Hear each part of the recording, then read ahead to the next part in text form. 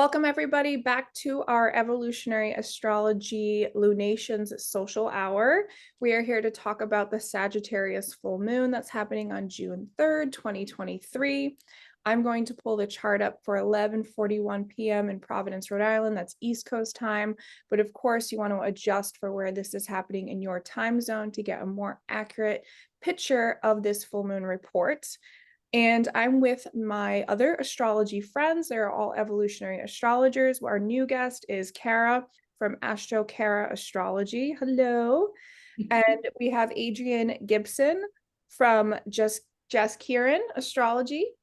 Yes. And we also have Mila from Moonlight Soul Astrology. So we've got more minds coming together, more perspectives coming together, which is super awesome for a Sagittarius full moon. And we're going to explain why and how you can utilize this energy as you're shifting and navigating through life. So just to open up, there's a lot of juicy aspects under this full moon. We've got it ruled by Jupiter, which is in Taurus. So there's element of beauty and Venusian values undertoned under this full moon. A lot of perspectives being illuminated, points of views and truths being illuminated, especially for your personal approach and the direction that you're wanting to go in. Mars in Leo is giving this a lot of creative, heart-centered desire to action out the goals and the direction that you're trying to take your life in. And we've got a ton of other aspects that we actually want to break down. So if you have not pulled up your chart yet, you can get it for free on astro.com. Or if you are interested in the software that we're using, it's lunaastrology.com. You'll see it when we pull up the chart. It's a very affordable astrology software. You can cancel at any time, and there will be links down below for 10% off discount codes. So anyway, welcome everybody. Good morning and good afternoon. Hello. Who would like to open up and how they're feeling under this lunation cycle and what you're seeing for the collective?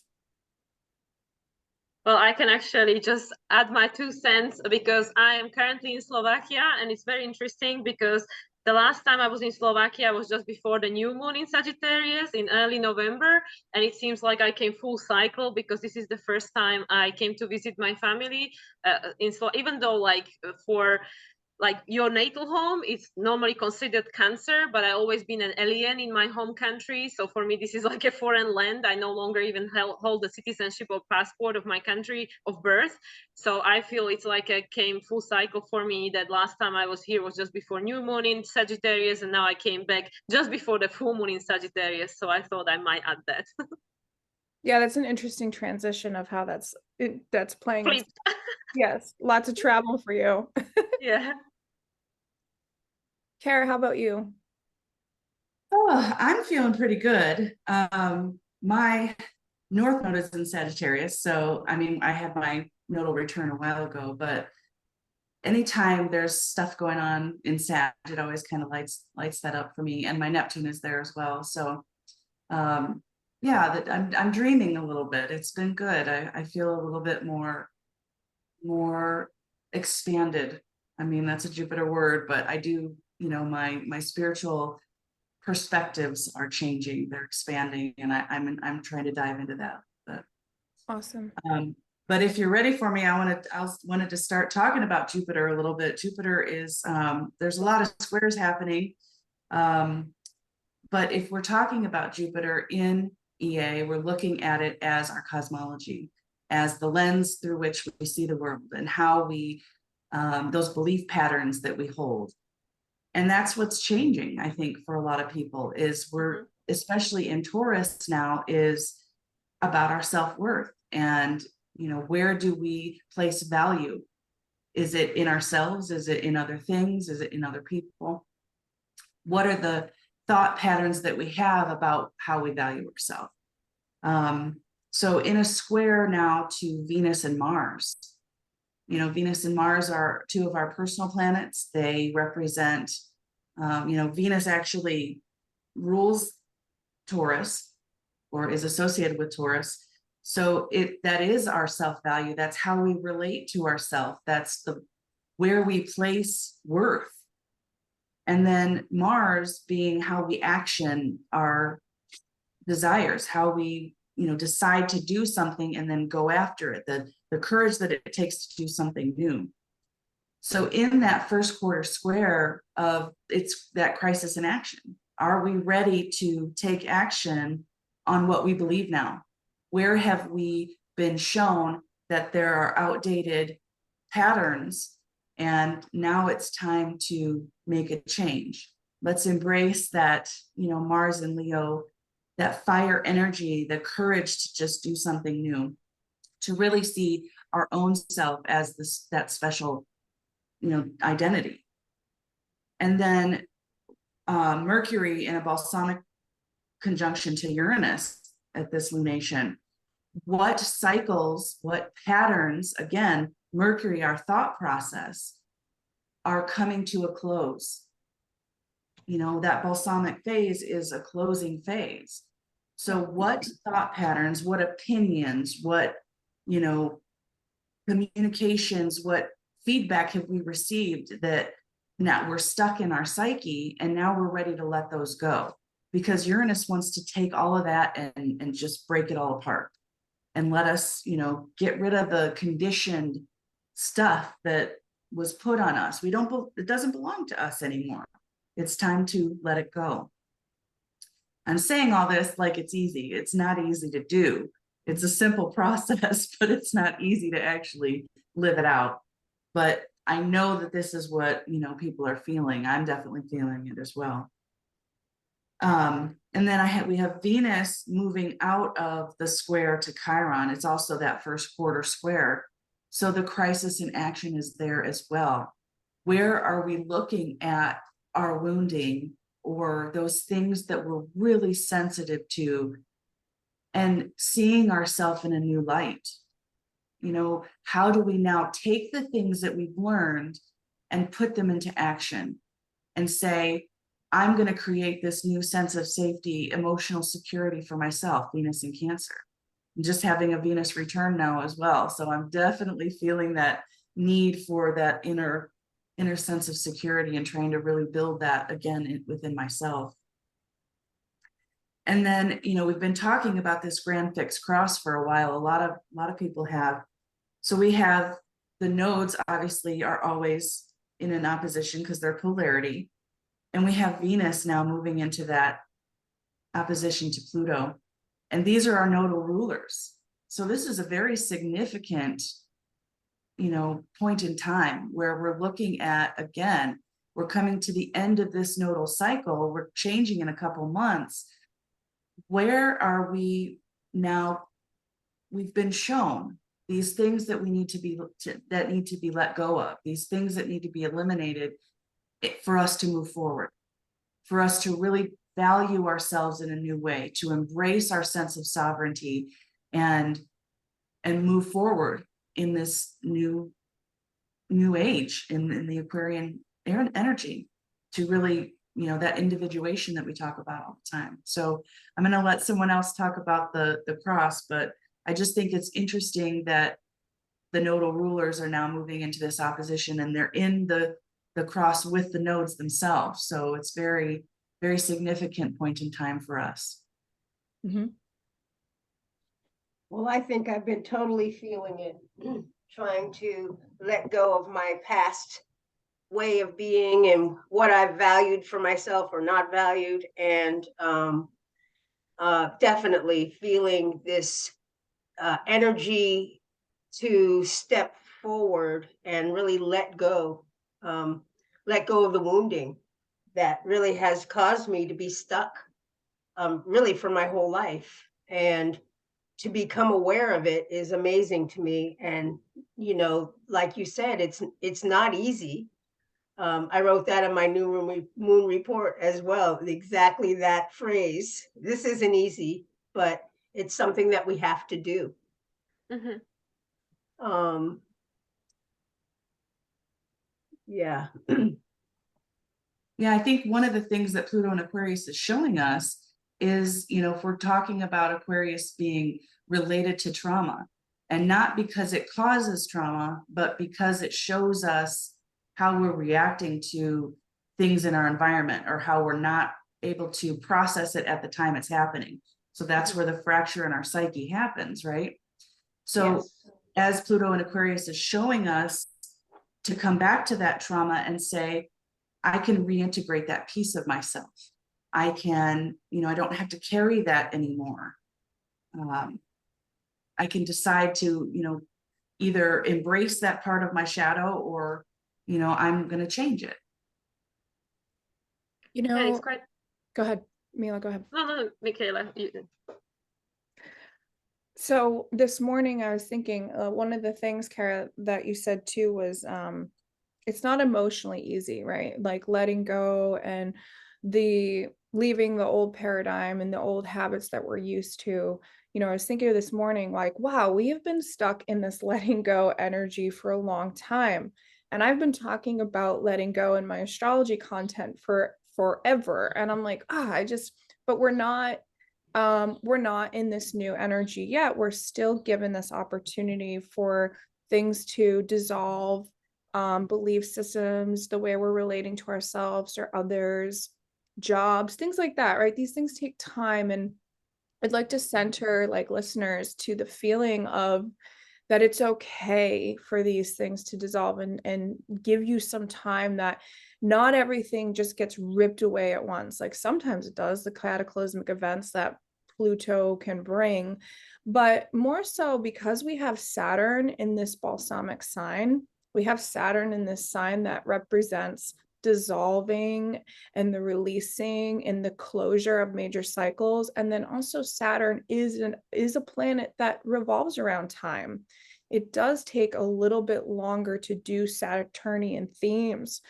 And so to me, like, this lunation is so very important because it is the last Sagittarius full moon before we get a nodal shift in the beginning of the summer, where we will have a new beginning now. It will be very loud and prominent because we will have a North Node in Aries.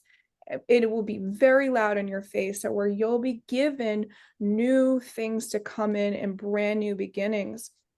So to me, this lunation is so very sensitive for people to kind of feel into what is your perspective, what is your view on the way that you're living your life and you're directing your life, and what is your biggest inspiration for this new journey going forward, because it's the last lunation for this, given this current time and space, right, and what we're feeling into.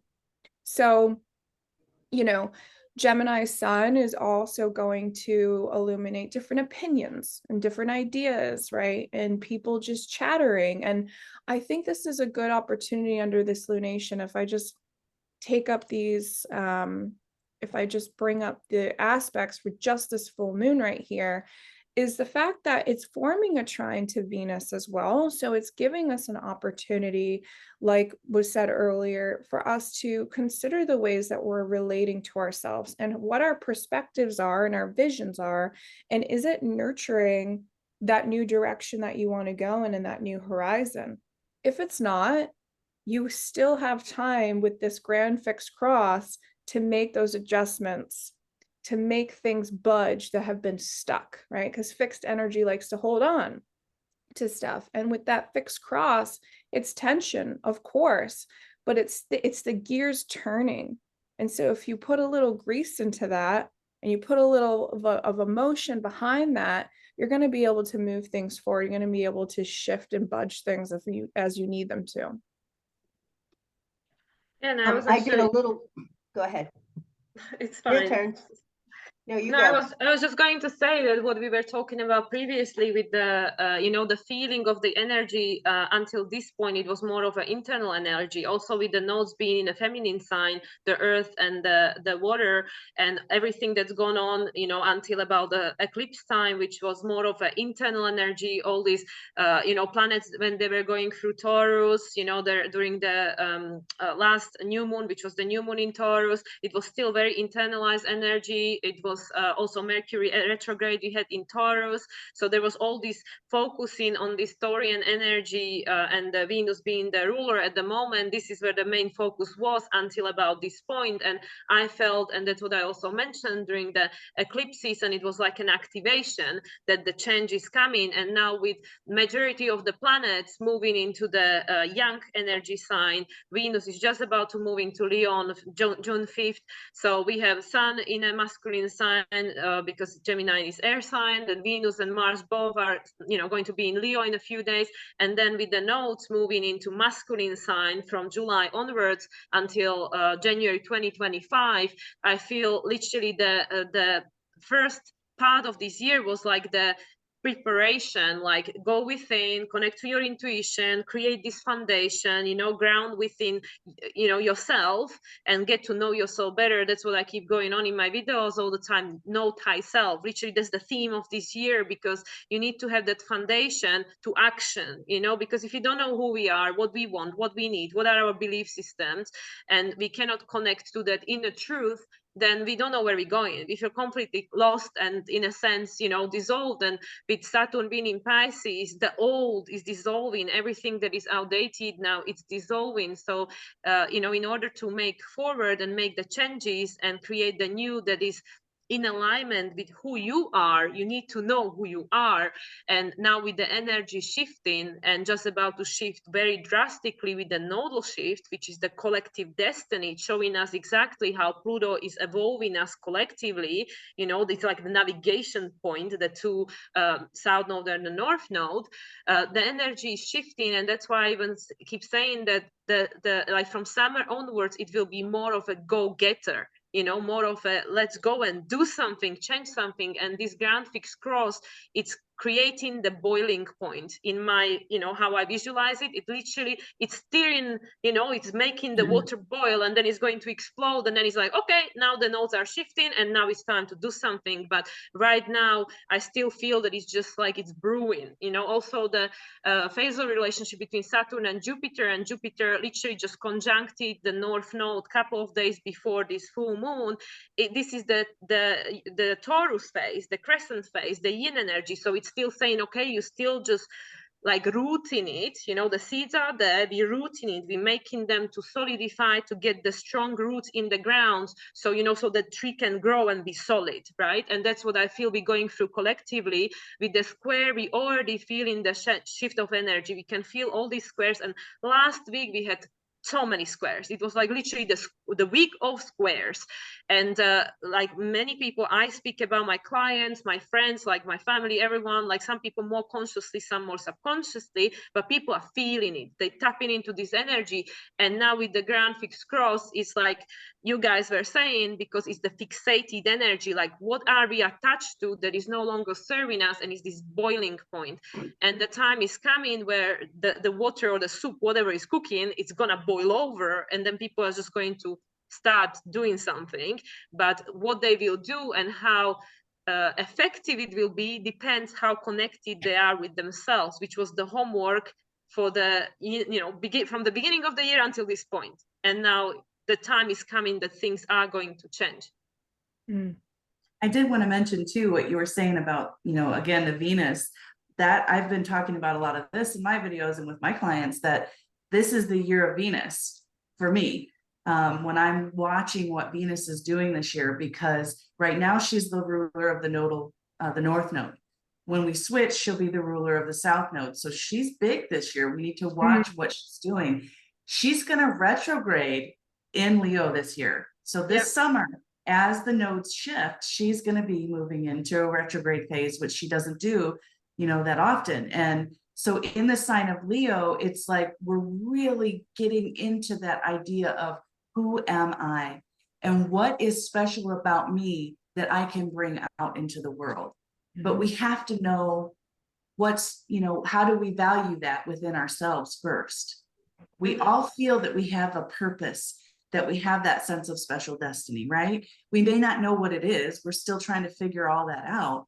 But to spend that time really getting to know ourselves, that's really what Venus is asking us to do.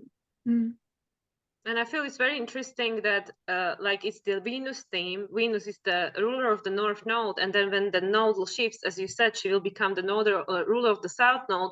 So it literally feels symbolic that she's like literally the center stage at at this phase of the year when it's like you need to get to know yourself, you need to get to know who you are and all that. And then she's like, okay, now you figure it out. Now I'm passing you on to Mars, so now you can action it, because Mars is the conscious way how Pluto actions itself, because Pluto is the unconscious desire, Mars is the instinctual desire, and Venus is spending in Leo 4 months. She's going to be in Leo longer than anywhere else in the entire chart.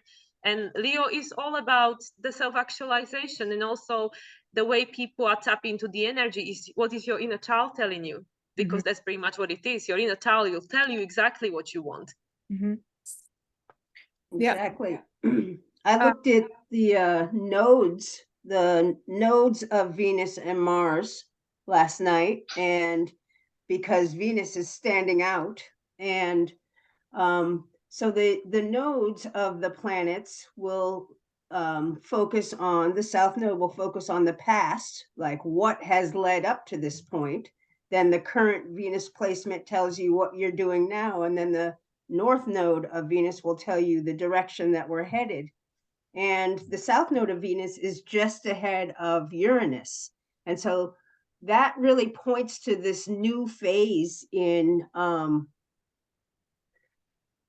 moving our sense of inner values and what we need in the world from this collective wounding that we have had in the past, the entire societies, we all. And I started thinking about it, and I thought, well, one of the things that I've been aware of in my life is this mass production of things. We had the Depression, the Great Depression, and that scared everybody. And from that point on, we began mass producing everything.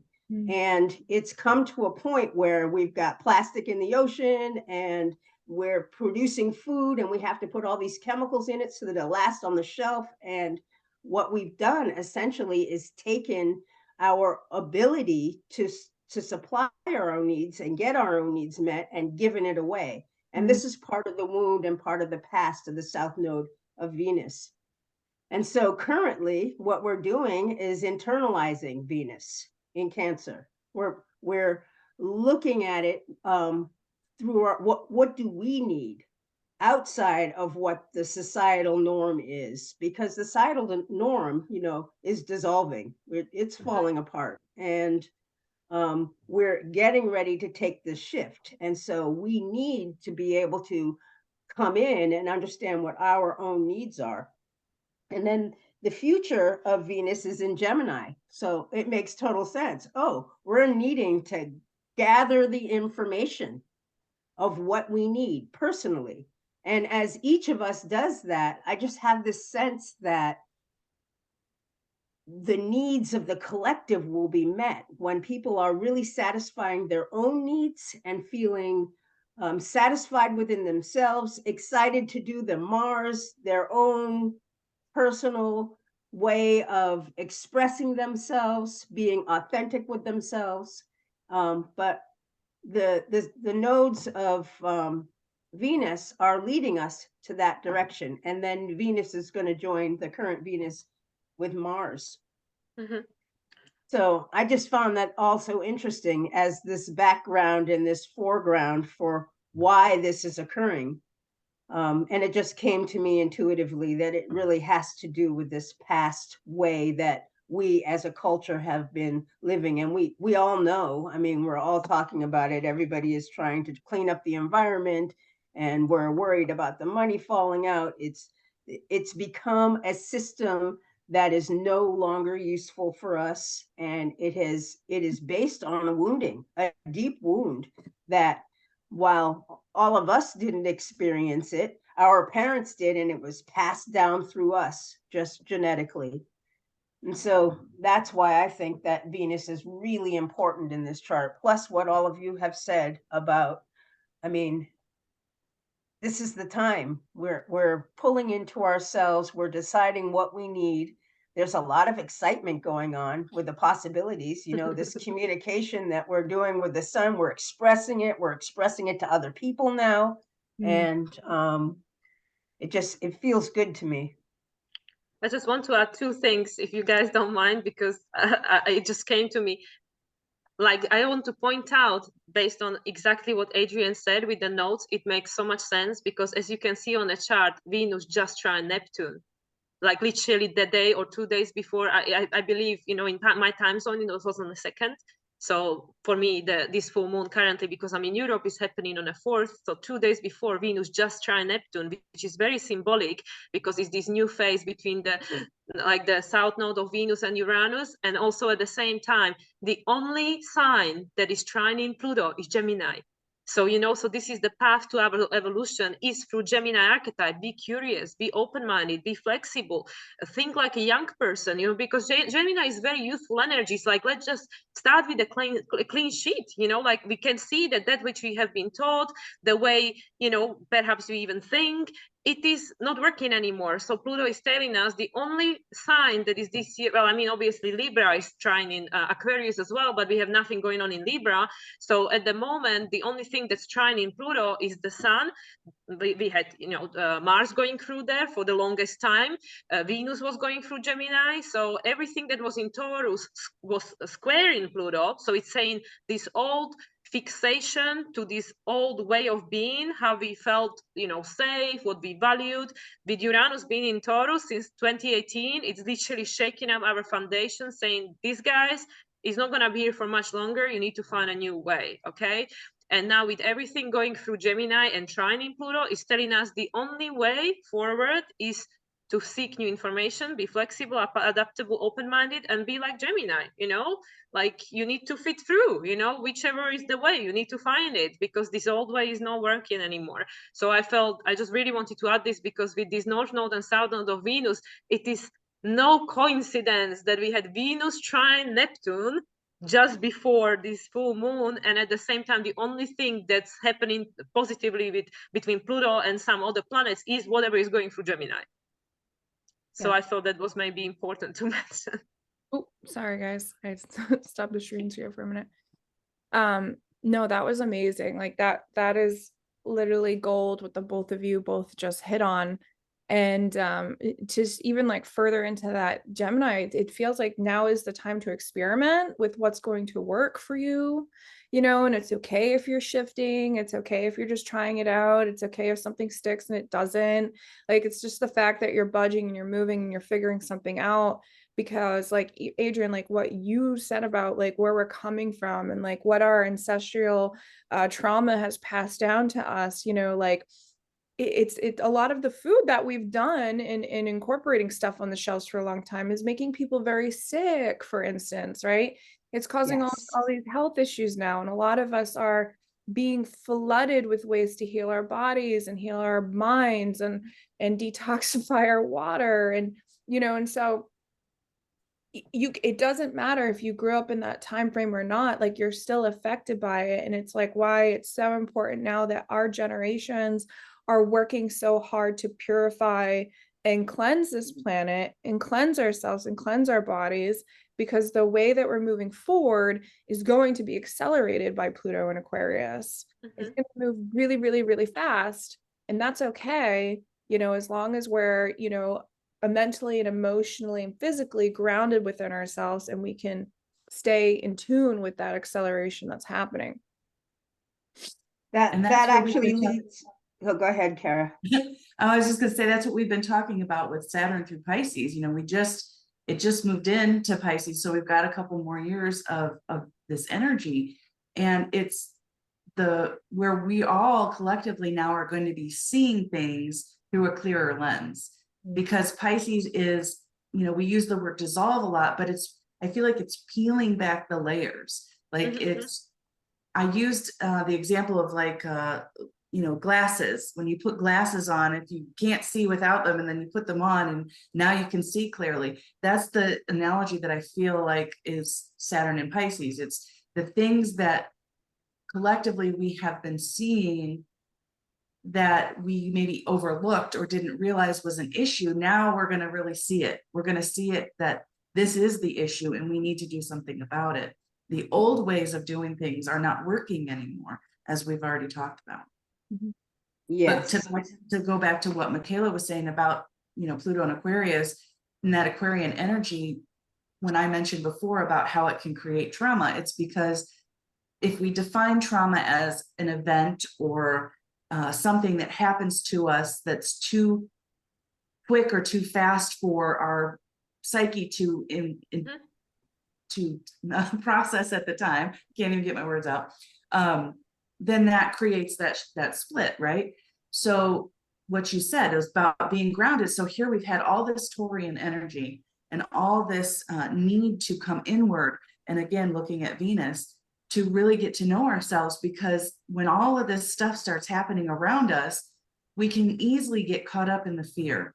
We can easily get caught up in, hearing all the things that are going on and then wonder, what am I going to do about it? But if we really feel like we know what our own internal resources are and we can stay grounded, that's the only way to go forward and get through the big changes that are happening. I absolutely agree with that. I also looked at the nodes of Mars, because Mars is very accentuated in this new full moon energy. And the south node of Mars is in Libra, which is pointing out to the past. We tried to act in a way that outside of ourselves was, those needs were being met, everything outside. And I find it interesting that this shift that we're going to literally is moving to ourselves, the current Mars being in Leo, where we as a collective have created a system to try to protect ourselves on the outside. And that system has caused so much havoc with the literally Taurus. The survival of the human race is based on this, that we have to switch. We work with oppositions in evolutionary astrology. We're switching to the other side, where we're coming into our what are our own individual needs now? How are we going to individually act? How are we going to action ourselves? So, and then the future of the North Northern Mars is Taurus. We're going to action to get our own needs met.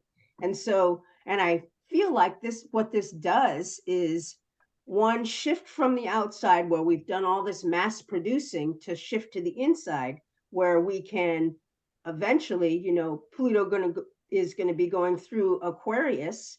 We're going to be able to find our niche in the world, our other groups of people, where we can get our own needs met in smaller groups, where we can find our authentic selves, Mars, right now, and really begin to explore who our authentic selves are, because really we are all conditioned by the system that we live in, and the system that we live in, we're trying to fit into it instead of it fitting into us. And I think that that is what this new age is about. It's about becoming ourselves and really finding what our strengths are and what our abilities, and how we can actually, as individuals, truly share what our gifts are. And I think that that will shift the whole way the world is working. Instead of the control, Capricorn is about the control of it and the setting of this, where here we have to, go into jobs that we don't like, and we've caused all this inner suffering, where we could all be, there's so many people on the planet, nobody's going to have the exact same wants, or they don't have the same talents. That I think that outside of the control, there'll be a natural sense that all of the needs for everybody get met once we turn inward. And that really is where I focused a lot with this full moon. Well, we're learning to see through new eyes, like you said, and we're gathering our information, and it's slowed down so that we can see it. Thank goodness it's slowed down, because this is a really big shift. Absolutely. And I just wanted to point out that Mars is in conjunction with Saturn.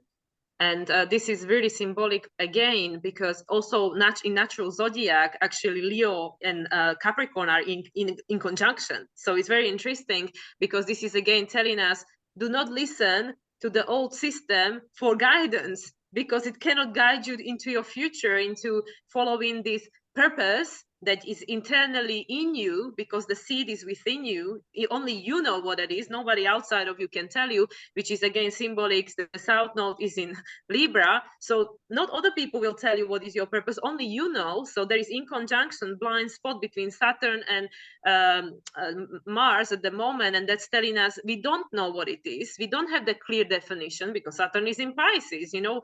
We don't know what exactly, like the tangible clear definition of what it is. But the main point is, don't look externally, don't look to your, you know, government or to whatever whoever you see as an authority. Don't look to them to tell you how to live your life and how to go into the, you know, future and to feel more authentic and more self-actualized, because that doesn't work. Also, like you said, Adrienne, that in a world we are brought up thinking of luck. We are brought up thinking, oh no, if you're gonna get a job, the other person not, you know. So there's like luck, like there is not enough for everyone, right? So this causes, you know, for people to see each other as enemy, as a competition, you know. There's this rivalry. And I mean, there's nothing wrong with, you know, having a little bit of motivation and inspiration by seeing someone else doing well, but not in a sense, oh, you have it so I can't. No, you have it so I can also, because you are just, you know, another aspect of the source, living in a different body, having a different experience, but it's all a part of the same, right? So in a sense, this is a complete paradigm shift, which again, Jupiter is in a full, you know, Jupiter is the ruler of the full moon in Sagittarius. Something is coming to the point of integration. There has been this, you know, seeding process of 6 months where certain, you know, whatever was seeded, and this is just a small cycle, part of the bigger cycle. So just look back 6 months, but it could be not just 6 months. It would be, you know, 1 year, 1.5 years, 3 years, whatever. So let's just see what shifted between that November 23rd, when was the, you know, new moon in Sagittarius, and now. Like, are you still seeing the world through the same lens? And you know, going back to this Mars and Saturn, this is very, very important, because even though Leo is still like very young energy, is like a teenager, you know, 16-year-old thing, like I know it all, and then, you know, you crash your first car and then you have to become a little bit humble, you know, the Virgo that, oh, maybe I'm not quite ready, you know. But it's this, you know, like this beautiful childlike innocent stamina, you know, that I have what I need to create. And that's a little bit what we need to adopt right now. And I wanted to again go back to that Chiron Kara was talking about, because my interpretation, and then how I see Chiron in Aries, and you know, there is obviously a trine between Aries and Leo, is that people are afraid to do what they want, because we are classed as, oh no, put yourself last, because otherwise you're selfish.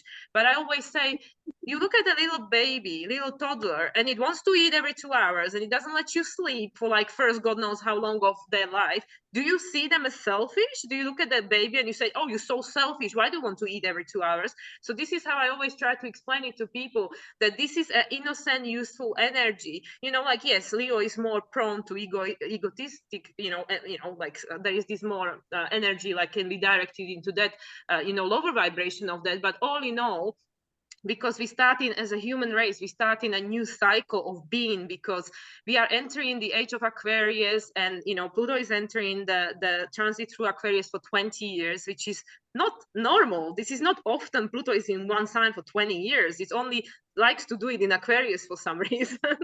And you know, like the whole point where I was going with this Aries, Chiron in Aries energies, there is this collective wound that if you actually try to focus on yourself and follow your purpose, you selfish, because you not consider others. But Kara, working with, you know, emotional and healing of the trauma, and this is your expertise, Kara, so you could talk more about that. But if people don't give to themselves, they cannot give to nobody else, because the love starts from you, from the Taurus. So that's why we need to master the first 6 house in order to show up in the world from Virgo onwards, and to make it, and to, you know, shine our life. Because if you don't know who you are and you didn't master that first 6 house from Aries, you know, till end of Virgo, then how can we have healthy relationships?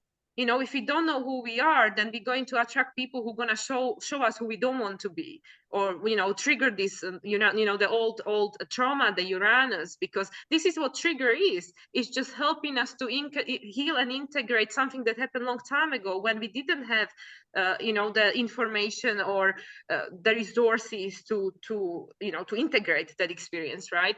So anyway, so that's pretty much, like, I know I'm going into too many, you know, rabbit holes here and taking it maybe too much into detail, but that what really came to me with this in conjunct between Mars in Leo and the Saturn in Pisces, that you need to look forward, don't look back, look forward. And yes, like Makayla was saying, you don't need to have all the answers, you don't have to have it figured out, you don't have to have the step-by-step process. There is no, the future is not gonna be like the past. There's not gonna be this, oh, you know, when you're 20 you need to go to college, when you're 30 you need to be married with mortgage. This is past, this is outdated, this is not gonna be working for majority of, I'm not saying that it's not gonna exist, but we were conditioned that everyone's got the same value and everybody should be doing the same thing. And look where it took us. Probably half of the human population is on antidepressants because we're suppressing who we are. So all this, everything, all these planets, all these squares, and, you know, you guys, we all evolutionary astrologers, you can confirm from evolutionary astrology point of view, squares are looked at as a positive thing, because they are helping us to get out of the funk, to get out of the things that no longer work, and to make the change, to support the evolutionary process, and in like practically to support your own destiny, because we didn't come here to suffer and to do whatever somebody else tells us to do. So I want to bring this to close because I don't want to take over the entire chat, but for me this is so important to understand that it's okay to actually take time for yourself to figure out who you are and what you want, so you don't have to constantly think of somebody else, as we were brought up to, you know, think that this is the only way you should be, because otherwise you're not a good person. This is Chiron in Aries. This is what's supporting our paradigm shift and is allowing us to see this new way. And then for the new way, because it's not clearly defined, we need to be curious, open-minded, and try. And like, you know, like a Gemini is like a small child going to kindergarten and to school. It's like, you don't know, you know, you're just gonna go to school, you're gonna learn, but this is a school of life. So we need to be, we need to be curious enough to be not afraid to fail, you know, because everything is attached. Actually, when we fail the test first time, we usually learn it better, because then for the second time, we learn it better than we did for the first time. So every time we fail, which is again this archetype which needs to be healed, the lower vibration of Virgo, but every time we fail, it's for our good, because it supports us in becoming stronger and better than ever. So anyway, like I said, I'll leave it at that, guys, but I wanted to bring this up because this is very important aspect of this this moon, because also Chiron is trining. It is actually trining this full moon. So it's supporting this process. Mm-hmm. I want to jump in there too, because Saturn is actually squaring the lunar axis. So it's, when you're talking about squares and how we look at squares as actually a positive thing, it creates that tension, it creates that friction, but it's about turning the corner. Where can we go from here? And so if we're looking at, you know, the phases with Saturn and the moon and the sun, they're both of them are actually in a disseminating phase, because the sun is the static to Saturn, and then Saturn is the static to the moon. So disseminating phase is where we are breaking out of that old conditioning. We're looking at, you know, where we have been and where we don't want to stay. And so, like you said, that the sun in Gemini is creating this need to be curious, and the moon in Sagittarius is reminding us that we can choose to feel differently about the way that we are believing about things, these patterns that we have. And then the polarity point of Saturn is Virgo. And so you just mentioned that it's, you know, let's look at the high vibration of Virgo, which is taking one step, taking something a step at a time, one thing at a time. And if it doesn't have to be this huge catastrophe, if we fail, like you said, quote unquote, fail, we have been conditioned that failure is such a horrible thing. Instead of recognizing, like you said, that we learn through it, that it's a lesson that we can learn. And so Saturn, being our conditioning, is being eroded now. And so, yeah, let's go into it with this new curiosity. Mhm. I love that we talked about the Chiron trine the moon as well, because, you know, the Chiron in Aries, one of the many lessons right now is the fact that there, you know, is a pain when it comes to wanting to express your own independence, and it does trigger other people at times, right? That opposition is Libra. And so relationships are a very important role right now as we're navigating all collectively, and those having a Chiron return in Aries too, which is a big group of people. But navigating the fact that being yourself, you know, is that Chironic story where you can get rejection from other people. And under this full moon, I think that there's an opportunity for people to personally, emotionally connect to themselves and their own belief around how, like, it's okay to be me. It's okay to express who I am and to change my journey and to go a different way and how I'm relating to society or my relationships with other people or what culture used to be, and it's not resonating anymore. And you know, the four of us here, because I know everyone on a personal level, I know that we've all gone through our own personal journeys of how we've been breaking out of certain patterns in our life and allowing for us to step into more independence and freedom, which mostly the freedom aspect is that what Pluto wants to do in Aquarius now. And Jeffrey Wolfgrain talks about Pluto in Aquarius and some dynamics of those souls being on the fringes of society and not fitting in, right? And being the oddball, if you will. But the fact is that a part of that process will be painful in the beginning because you're ripping away things that once provided structure and stability or security in your life, and now those things are being torn apart. Those attachments to those things are being eroded. But I can promise people that the more you step into who you are and you heal that Chiron rune and you let it trine to that full moon in Sag, and you really believe in yourself under this full moon too, that you're going to be this beacon of light that is going to naturally attract the tribes and the people and the situations that are truly for you on this path. Like energetically, spiritually, intuitively, you know, it will all come together because you're going to just radiate more in your own energy. You're going to lift your vibration. Yeah, And when this is I think of Chiron and Aries, I think of, you know, the wound of being afraid to show up, you know, like feeling like a burden, like I can't take up space. And, you know, I talk about this a lot in my content because my Chiron is in my first house, Aries. So it definitely, just me being here doing this is healing my Chiron wound. It's showing up, taking up space, you know, being in a place where I can be seen. And, you know, I have to have that emotional safety there, that Venus in Cancer, you know, to show up. And so I think that's part of what we're learning as well. And this trine to the moon is, yeah, looking at where we believe that about ourselves, that I can't show up, or I'm a burden if I take up space. And let's change that. Let's reframe that to I'm learning to stand in my own space, that I'm okay to show up as myself.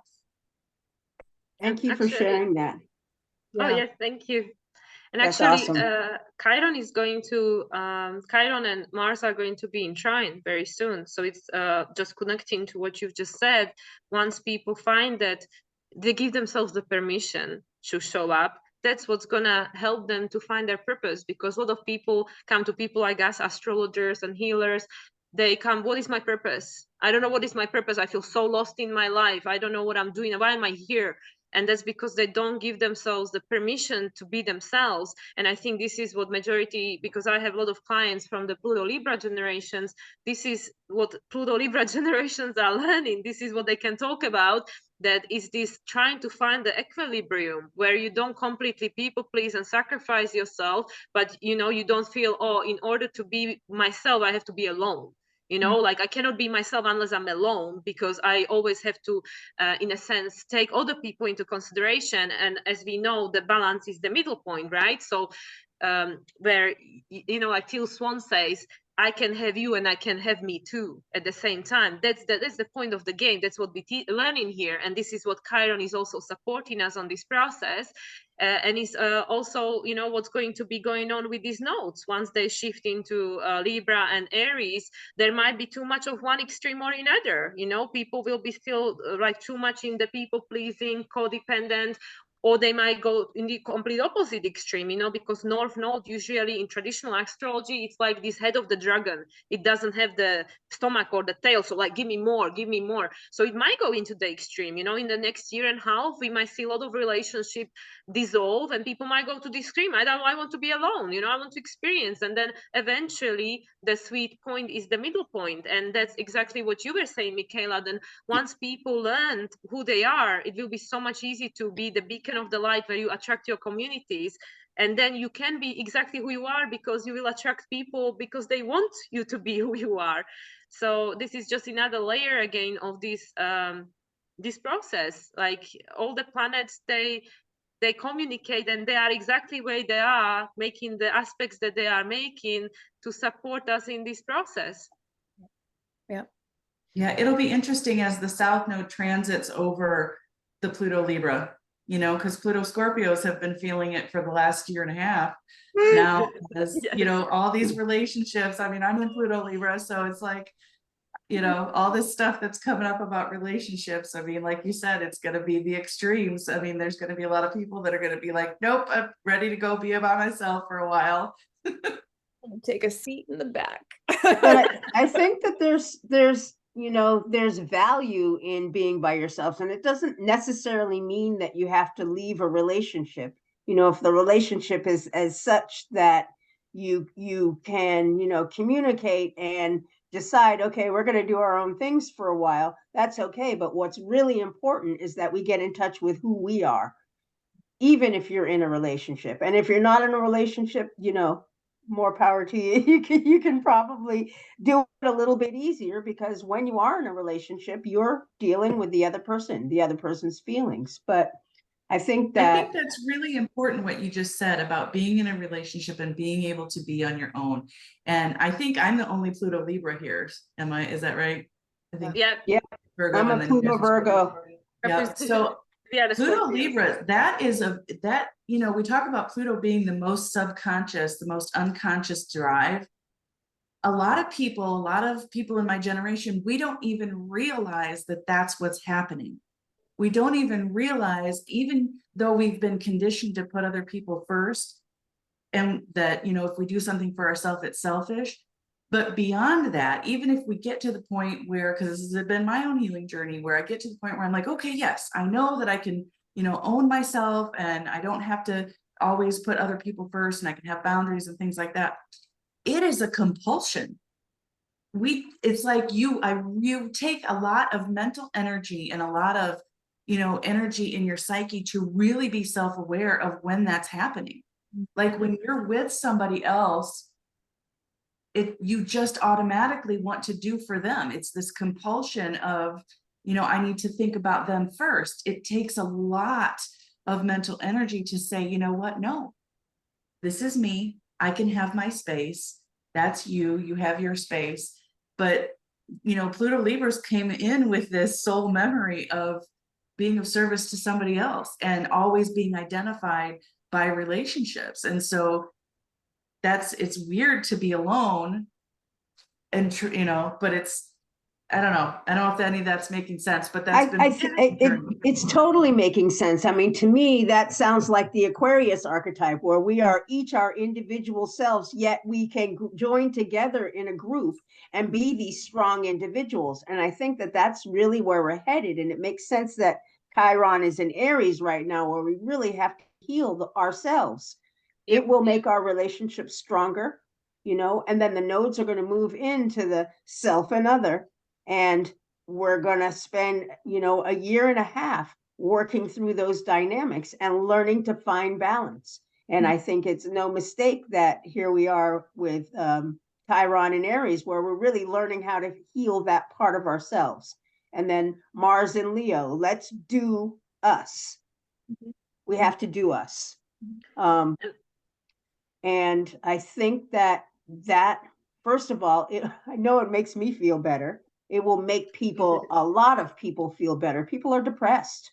People are anxious. People are on all kinds of medications and, you know, all of the things that happen when the soul isn't happy. Yes, Adrienne. Yes. So, you know, when we step back into ourselves and really allow it, and we might get a lot of pushback from people outside of ourselves, because, you know, we have been conditioned to think about everybody outside of ourselves. And we have to break that conditioning. I mean, the universe is breaking it for us, thank goodness. But for us astrologers that are getting a chance to look at how that's happening in the world and then being able to share it with other people, I think that it'll help strengthen I mean, they're feeling it too. Everybody's feeling it, but they might not even know what that is. And also have fear for those inner feelings and thoughts. And so I feel like just this kind of group that we're doing here is so positive, because we can point out all of these things and allow people to see that it's okay. I mean, we're all doing it on our, I know each one of us is going through this energy, and I think ultimately it's positive, and it will allow for survival of the species. Yep. And actually, there are a few things that came to me while while you were sharing. So one is Pluto is naturally being in Aquarius for 20 years, is going to be trine in Libra. So the definition of what our relationship will be completely transmuted. It will be completely changed. Like what we define as acceptable as a relationship that's already kind of, you know, not quite there is a gray territory there that people not like, what is this normal, is this not, like, I'm not, you know, saying any specific things right here, but that is completely going to be transmuted. You know, the way that we thought that this is the only way people can be in relationship, this is the only acceptable way, that is going to be changed. And I'm not saying people will not choose to have the traditional way of relationship as what we know it, you know, now, or what our ancestors knew it, but Pluto in Aquarius is going to make sure it's trying in this Libra, it's going to change all these relating dynamics, not just romantic relationship, but any kind of relationships. And also Uranus, once it moves into Gemini in 2026, at some point is going to make a trine to Pluto. Uranus will be the ruler of the Pluto. That's again, we need to open our mind, you know, how we thinking about things. And the last thing I'm going to mention is, interestingly, as we know, by 2026, everything will shift. Pluto will be already in Aquarius, like fully at home there. Uranus will move into Gemini, Neptune will move into Aries, and Chiron will move into Taurus. And what's going to happen in 2026 as well is the node, as far as I know, they still will be in Virgo Pisces axis. So this is a complete new chapter, because we'll be dissolving the past conditioning that made us feel ashamed, not good enough, guilty. And now, you know, Chiron is going through Aries. So it's teaching us it's okay to show up. It's okay to start fresh, to, you know, be, again, like, to start from the scratch. You know, it doesn't matter what came before. It's fully okay to give yourself permission. Then Chiron is moving into Taurus. So it's like now you can embody it, just like Jupiter is in Taurus right now.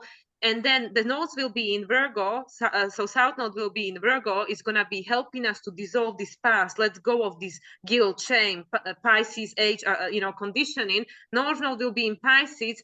Let's dissolve, let's welcome the new meaning, give this opportunity for the new to come. And then they shift into into this what will be after that.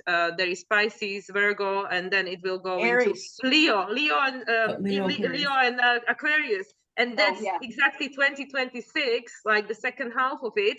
And this is where everybody, all the actors will be in a new place. So we literally, what we're discussing right here is not the beginning, this is continuous cycle. It never, as we know, the creation is like, it's always been, it always will be, just like, God, source energy. But for me, it's fascinating that now, 2023, we're talking about full moon in Sagittarius. So something is coming into the integration point, and now jump 3 years ahead, we'll have this completely new energy embedded. It will be literally, the shift will have happened by then. I mean, not fully, because Pluto moves so slowly, it's 20-year process, but there will be this brand new energy already present. So what's happening right now for us collectively is this time of transition, which makes us feel insecure, because we don't know exactly what's that gonna look like. And that's why all these, the planets, they move in a sense slow enough for us to be able to embody that.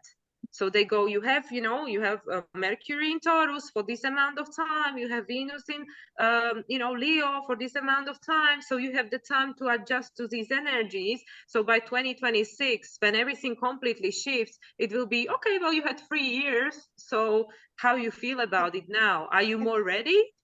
So I just feel like, I don't know, like my Aquarian brain is jumping, like, Jupiter and Aquarius here. So I'm like, I already see the future, So I'm like, I don't know, like while you guys were talking, I was like, I can totally picture it, now we are in the baby stages of that, oh yeah, we're worrying about, like how will other people see us, this is the traditional way of relationship. Whereas in 3 years now, we'll be talking about full moon in Sagittarius, and we'll be remembered in this conversation like, yeah, look at us now, we're living in this new paradigm already. But now I love that too, that you were saying about Saturn. I'm trying to remember what exactly you said, but it just came to me about Saturn and Pisces, because we talk about Pisces a lot of times and we use the word dissolving or eroding, seeing things more clearly, the disillusionment, illusion that can come with Pisces, but and the loss of meaning, or the where we place meaning. One of the biggest things that I think of when I am looking at the Pisces archetype is healing. All the water signs contain that sense of healing and that self-acceptance, the healing, the self-acceptance, the word, I can't come up with the word, but you get what I'm saying. Like, especially Saturn, if Saturn is our own sense of self-authority, we are healing that now. We are learning to accept that about ourselves. Yes. And so, as we talk about the breaking down of the conditioning, that's where we're headed. And that's what the purpose of it is, to embody that healing, embody that self-acceptance. Yeah, it's actually a nice thought to look at it like that, because we've had, such a tumultuous time of healing the way that we parent ourselves while Pluto was in Capricorn, and it will go back for a little bit. And so now Saturn being a Capricorn archetype, traditionally, in Pisces, it's healing the way that we have either not taken responsibility for ourselves, or we've taken too much responsibility. Exactly. Yeah. And so also, now, you finish the thought. So now it's, it's about devoting yourself to the devotional aspect of Pisces, devoting yourself to that healing, and making it a duty to take responsibility for your own your own healing, your own compassion and empathy for yourself. Yeah. I just, what I wanted to say is that Saturn actually rules both Capricorn and, from the traditional point of view, Aquarius. So what is this telling me, also with Saturn being in Pisces and then by 2026 moving into Aries, is that there is a complete redefinition of your emotional maturity, the sense of responsibility, and this sense of, like embodying the authority in your life. So I really feel that that's what's going on right now with the Pluto that's gone through the sign of Capricorn. This is like, we can see it very clearly on the external collective level, with regards to the systems, governments, all that kind of things, which we don't need to go into. People are very well aware, but where all that's been like, shown where it's not working anymore. And then that's ruled by Saturn. At the time, funnily enough, Saturn was in Aquarius, and now Saturn moving to Pisces. And when Pluto is going to move into Aquarius, Saturn still will be, from the traditional point of view, ruling the sign of Aquarius. So it will be Uranus and Saturn. And then while Saturn is going through the Pisces, again, certain things are like, also we have to take into consideration, like you guys pointing out, like Kara pointed out, certain things, aspect of ourselves are being healed, exactly like Makayla said, because where did we give too much power outside of ourselves, or where did we take too much responsibility for things that maybe we cannot control? So to redefine, emotionally mature, and step into our own authority, healthy authority of what I can control and what am I taking responsibility for. And then in 2026, Saturn is going to move into Aries. So I feel that there will be a completely new paradigm also when it comes to the authority.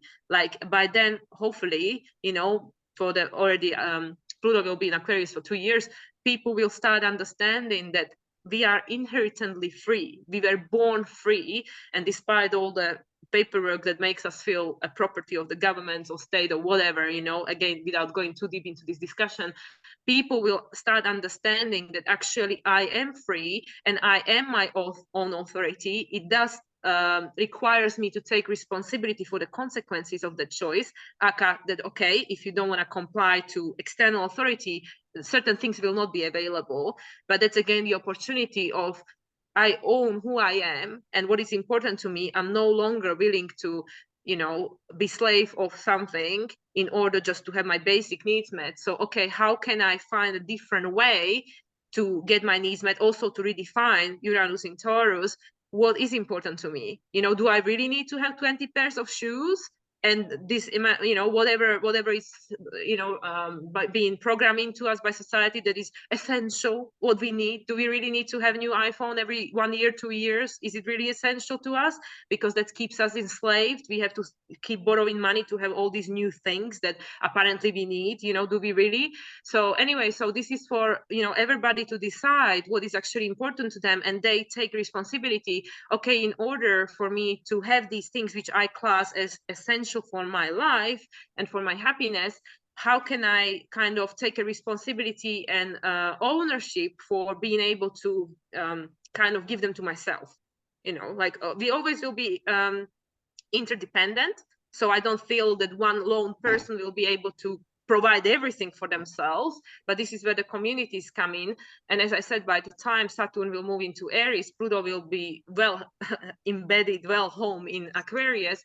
So, all these other things will happen in the meanwhile. And I believe that by then people will have a much deeper understanding of how they can be their own authority, where when someone external tells them you do this and this, we don't just go, okay, but we go, hello, I am an adult.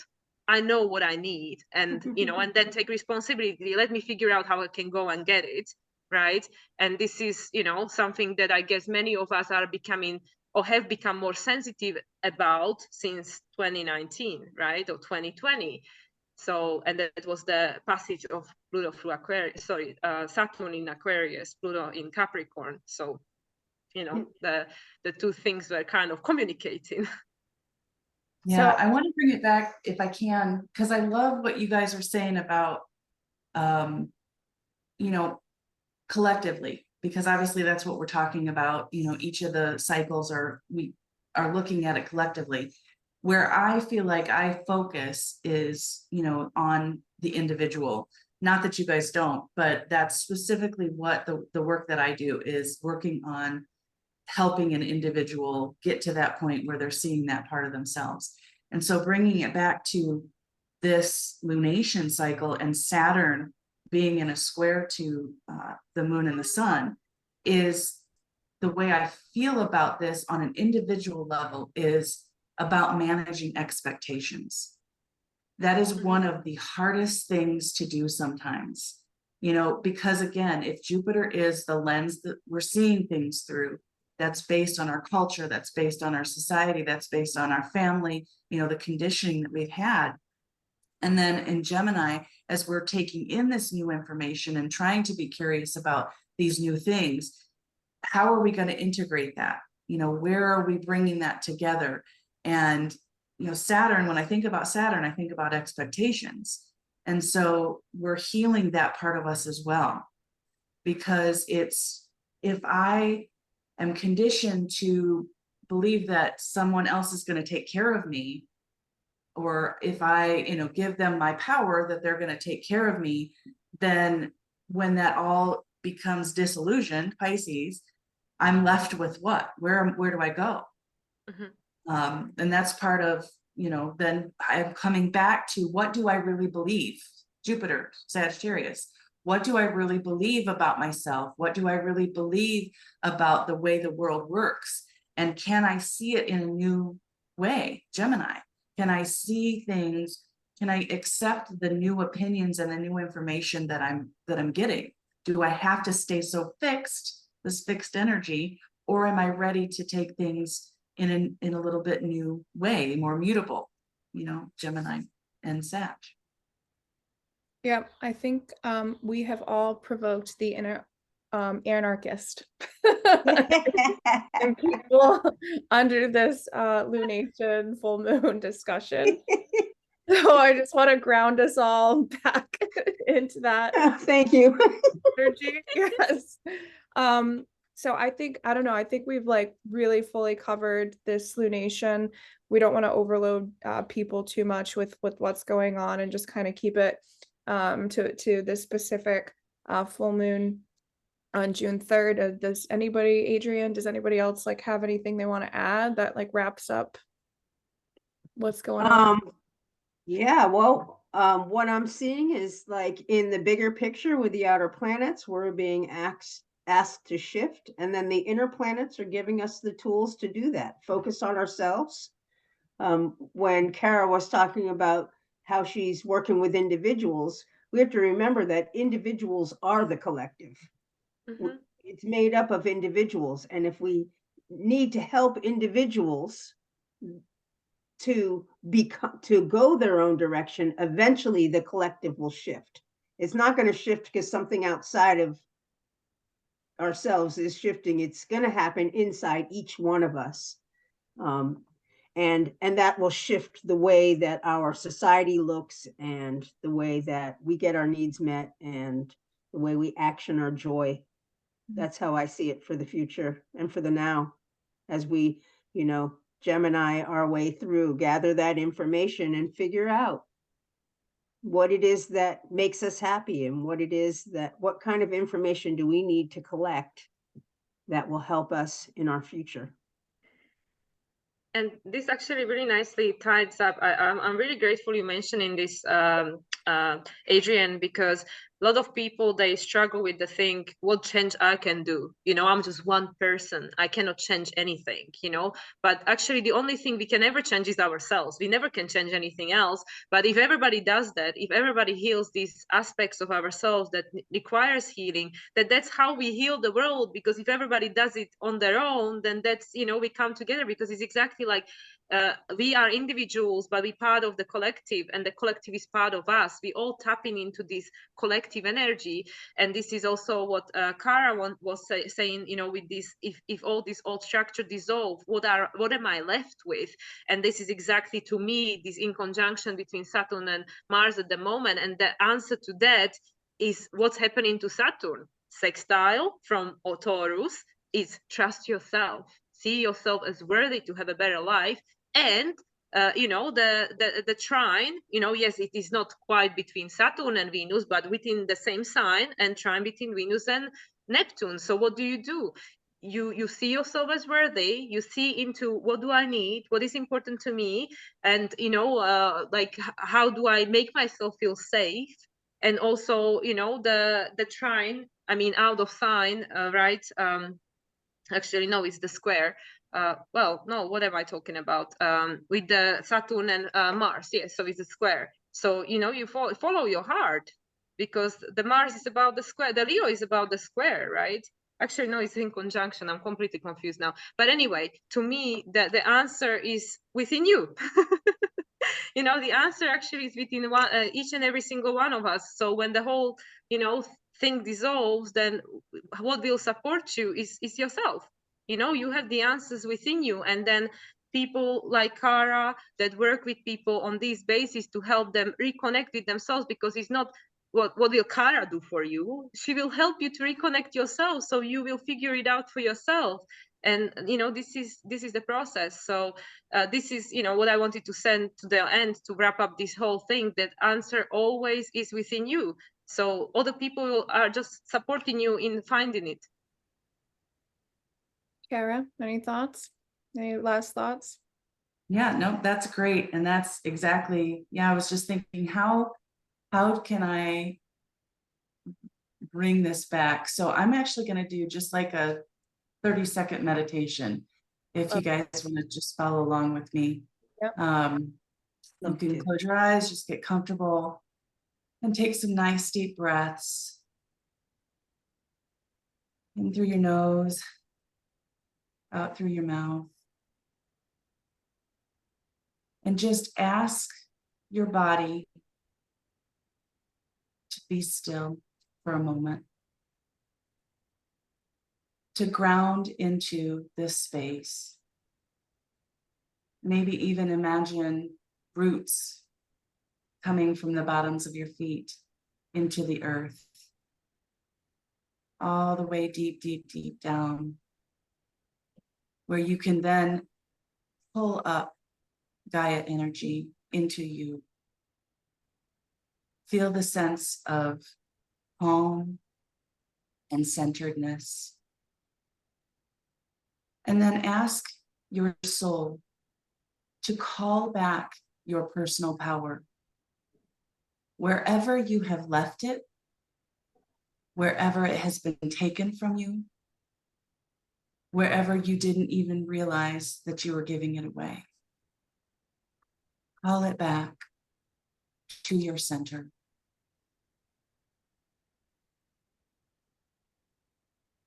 And there we have the peace.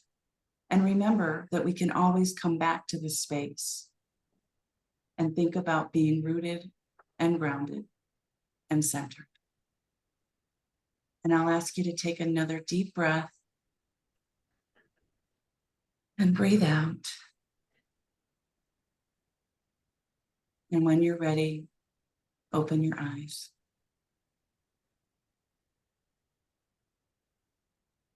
That was nice, Kara. Thank you, Kara. That was Thank you. lovely. Thank That you was for good. that. That way, not everyone is out there having anarchy. And I'm sorry, mental breakdown, like, oh my God. I feel like I lit a fire under Mila. So I just want to, of course, everyone will be able to be found in the show notes listed below on my channel. Everyone else is going to post this, I'm sure, on your socials. Kara, since you're new to the social hour, where can people find you? How do they contact you? Sure, my website is astrokara.com, and I'm AstroKara by Thrivuary on Facebook. Thrivuary is my umbrella company, so I'm on at Thrivuary on TikTok, and AstroKara by Thrivuary on Instagram. Okay. Adrienne, where can people find you? I'm at Just Karen Astrology on Substack, and I'm also on Facebook. Okay, thank you. And Mila? Instagram, YouTube, and Facebook, all at Moonlight Soul 369. I don't have a website yet, but currently all the links can be found on Linktree. Finally set it up. Awesome. Awesome. And for my subscribers, please make sure you hit like and subscribe. If you're new to my channel, please check out my other videos. You can find me at scenicrouteastrology.com for readings, tarot, spiritual coaching, YouTube, TikTok, Instagram. I'm on all of it. So anyway, thank you all for being here today. I appreciate it. And we'll be back again for the new moon coming up, Gemini. New moon coming up. Yeah. Nice to see you here, Kara. Thanks for coming. Thank you for inviting me. I loved it. Thank Love you. talking with you guys always. Welcome. Yeah, it's good. Ciao.